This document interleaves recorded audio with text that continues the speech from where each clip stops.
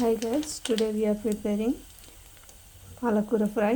First పెనం పెట్టుకొని oil వేయండి. ఆయిల్ వేసాక ఆవాలు జీలకర్ర వేసి తర్వాత ఇప్పుడు ఆనియన్స్ వేసేద్దాం.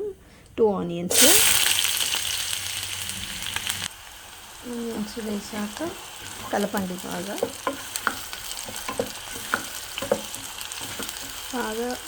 బ్రౌన్ కలర్ వచ్చేలాగా వేగనివ్వాలి. బాగా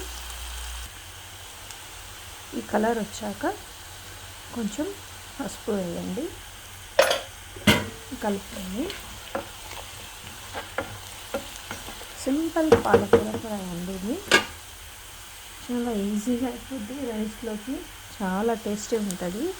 ఒకసారి చేసి చూడండి ఫ్రెండ్స్. ఆ తర్వాత జింజర్ గార్లిక్ పేస్ట్,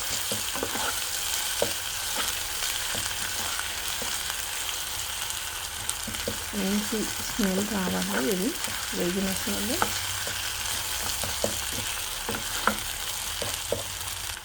తర్వాత సరిపడా కారం,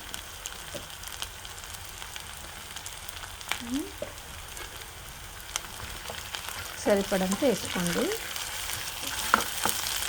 మీకు క్వాంటిటీ తెలియలేదు అంటే 1 స్పూన్ వేసుకోండి. ఇలా రెడ్డిగా అనిపిస్తే మళ్ళీ నెక్స్ట్ ఇంకో స్పూన్ కూడా వేసుకోండి. అప్పుడు మంచిగా ఉంటుంది. ఇట్లా అయ్యింది కదండి. ఇప్పుడు దీంట్లో పాలకూర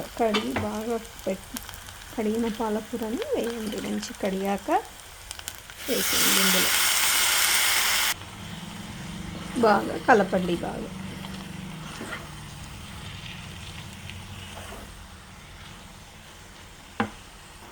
ఫైనల్గా సాల్ట్ వేసుకొని కలిపి క్యాప్ పెట్టేసేయండి. పాలకూరలో ఆల్రెడీ సాల్ట్ ఉంటుంది కాబట్టి కొంచెం తక్కువనే వేసుకోండి. మనం వాటర్ ఏమి వేయలేదు.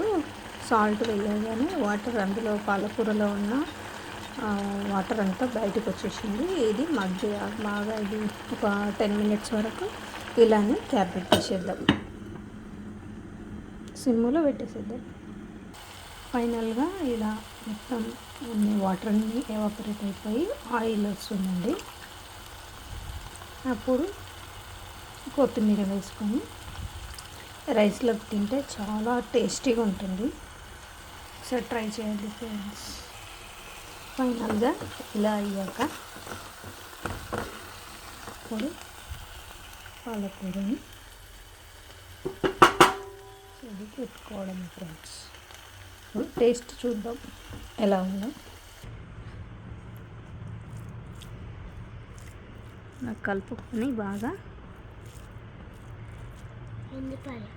చూడండి ఫ్రెండ్స్. తింటున్నాను.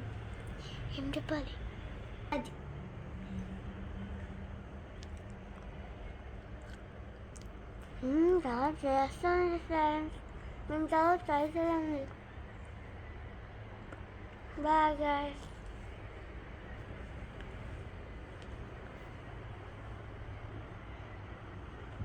Okay bye. సబ్స్క్రైబ్ చేసుకోండి ప్లీజ్.